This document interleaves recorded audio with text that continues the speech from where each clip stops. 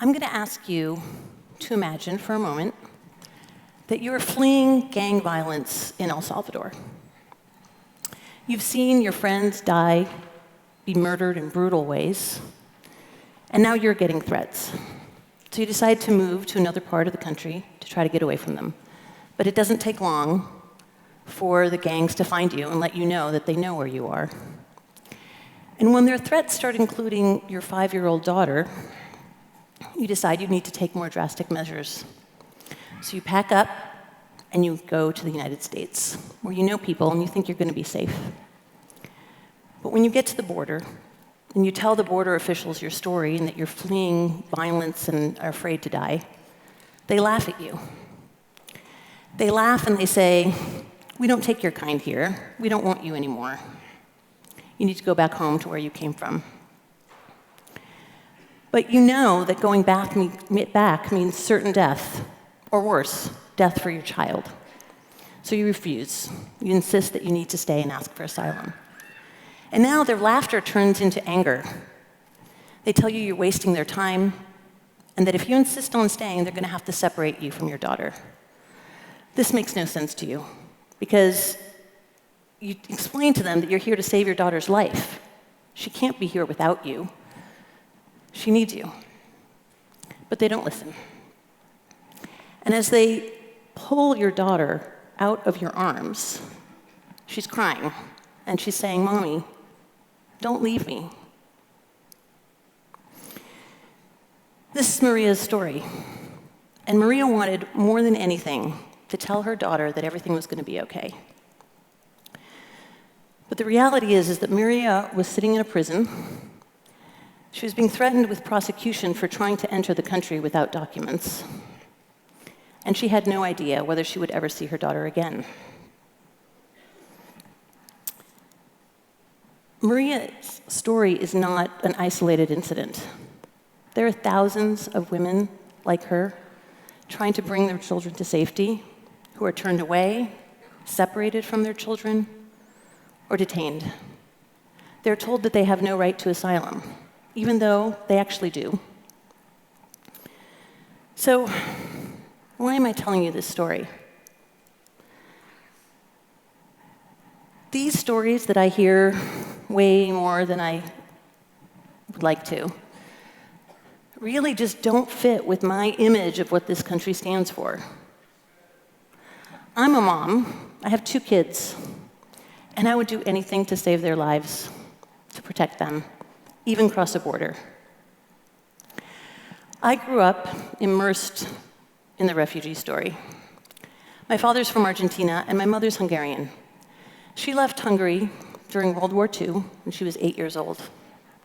And when I was growing up, one of my favorite stories was the story of how her family crossed the border into Switzerland. My grandfather, her father, bribed German soldiers with gold watches and my mother's doll that she had just gotten for her birthday, so that they would fire their guns into the air when they crossed instead of at them. And it worked. They got across. But when they got to the Swiss border, the Swiss officials said, "Nope, stop, you can't come in. Go back to where you came from." My grandfather stood in front of them and said, "If we go back there, they will kill us. So if you're not going to let us in, you can shoot us right here, because I'm not walking back there with my children to be shot." More than 70 years passed between my mother's story and Maria's. But they're strikingly similar.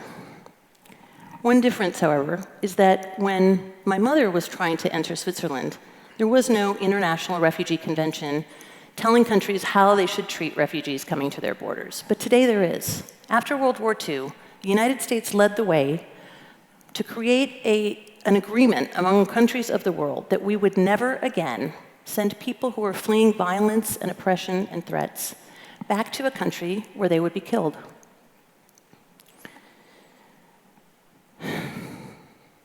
So how did we get from there to here? When I was growing up, I believed wholeheartedly in the American fairy tale, that the United States was a place of freedom and of safety, that we protected the persecuted. We were actually leaders seen by millions in the world as leaders in the protection of refugees and asylum seekers. And refugees and asylum seekers are really the same thing. The difference is how they're processed. So refugees are processed overseas, and asylum seekers are processed here on the border of the United States. They present themselves, ask to come in, and we have a process in place for screening them and determining who really is at risk if they leave. So here we are now. Immigration and refugees and immigrants are in the news every day. We hear about MS-13, criminal aliens, and unaccompanied children, all in the same breath. And we're being told that hordes of these kids and families are crossing our borders and using loopholes to get around our immigration systems and take advantage of us. But what do the numbers really say? In 2000, there were over 1.6 million people who were apprehended trying to cross our southern border. In 2016, there were barely 400,000, and today there are even fewer. Only about 140 of those at their peak during the supposed crisis were women and children. Compared to the 65 million displaced people in the world, these are totally manageable numbers for a country like the United States. So why is everybody freaking out so much? Well, the demographics have changed. The people who were coming back in 2000 were mostly Mexican. They were coming to work, and they were not asking for protection. So we could very easily turn them back. No legal repercussions there. But today, many more of them, of the people coming, of the 400,000, are asking for asylum. And who are these people? They're coming primarily from Guatemala, Honduras, and El Salvador. These are 3 of the 5 most dangerous countries in the world. And a lot of the targeting is specifically at women and children, a lot of the persecution. In El Salvador, for example, the femicide rate, that's the rate the women murdered just for being women, went up by 30% in 1 year. These women and kids are survivors who are determined not to be victims. They're exactly the kind of people that have made America great. There's one little 9-year-old girl, Anna, she came here by herself at 9, said to me, "I am not going to let those people control my life. If I die, I'm going to die trying to live." I can't get that little girl out of my mind, because the reality is that most of the kids coming, they're coming fleeing gangs. They're not part of gangs. These are the very people that our asylum system was created to protect, and they're doing exactly what they're supposed to do. They're presenting themselves at the border, finding the first official they can, and asking for protection. But instead of putting them through the system and not sending anybody back to death, our political leaders and the media are saying they're using loopholes, that they're illegal, and that we need to find a way to keep them out. Our government panicked. They started talking about building walls, about changing our laws so that they couldn't use these supposed loopholes. The loopholes are our asylum system. They're our system that we created as leaders in the world for protecting people and to commit to our promise of never sending people back to their death. But we've gone from really being a country where the Statue of Liberty is a beacon of hope to a country that's turning people away at our borders, even though it does mean sending them to their death. We're told that there are only 2 options: close our borders, change our laws, keep people out, and protect ourselves, or we're going to be overrun by undocumented people who wreak havoc in our communities. So the problem is that if we close our borders to refugees and asylum seekers, they don't go away. They don't disappear. Their reality, the threats to their life, continue. And so just like anybody who would be fleeing a burning house when you lock the front door, they're going to find another way out. So they look to smugglers and more dangerous ways of getting to safety. And as a result, we're seeing people, children, dying in the desert or in the back of container trucks as they try to reach safety. I'm here to tell you it does not have to be this way. I have a solution, and here's what I suggest. What if instead of backing off of our commitment to protect refugees? What if we showed the world, we leaned into that promise and showed the world that we can respect human rights, protect refugees, and secure our borders, even in times of crisis? First, let's look at root causes. Instead of locking the door on the burning house and walking away, why don't we try putting out the fire? Investing in rule of law and accountability in Central America and countries where people are fleeing would create stability and stop people from having to leave in the first place. What if we created protection systems in the region? Believe it or not everybody who flees Central America wants to come to the United States. Countries in the region saw a 1,000% increase in the number of people coming to their countries from these three really dangerous places. So what if instead of telling those countries to build walls and keep people out, we helped them build up an asylum system like ours so that people could find safety closer to home? And on our own shores, we've seen that when there's a legal system for people to use, they use it. Nobody wants to live in the shadows and be undocumented. What if we invested in our screening programs and helped determine the viability of everybody's case in a timely manner? What if instead of detaining people and separating children from their parents, we used alternatives to detention that showcase American creativity and ingenuity? We have alternatives to detention that have been 99.8% effective in making sure people go through the legal process. 99% of children who have an attorney show up for their hearings.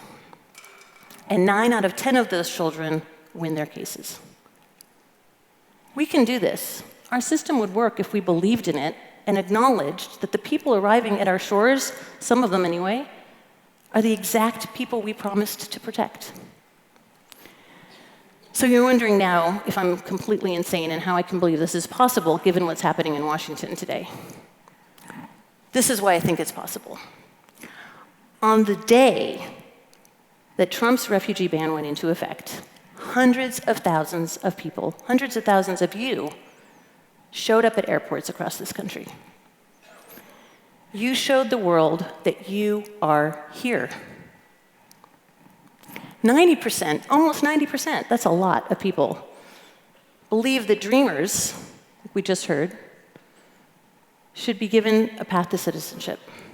And 70% of Republicans think that. 71% of Americans believe that we should give refuge to anyone who shows up at our border and is fleeing persecution. So how do we get our leaders to listen? Well, these images work. These images gave hope to millions of people around the world that Americans still stand for something, that Americans still believe that we should protect human rights and protect refugees.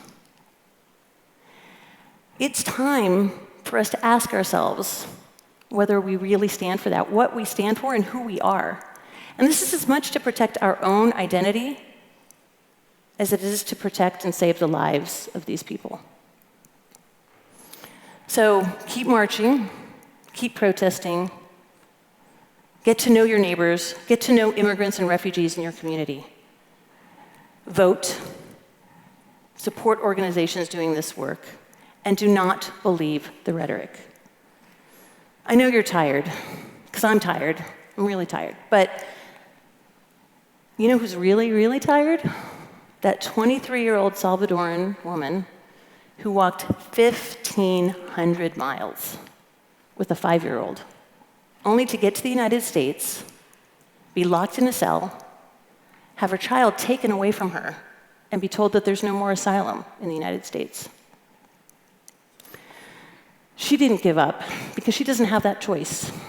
She can't. So let's give people like Maria and 9-year-old Anna the chance to live. Standing up for our ideals, it's hard work. It takes time and it takes perseverance. It's not going to happen in a day.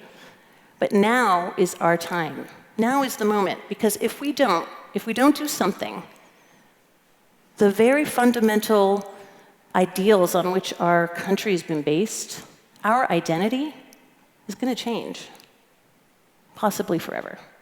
Thank you.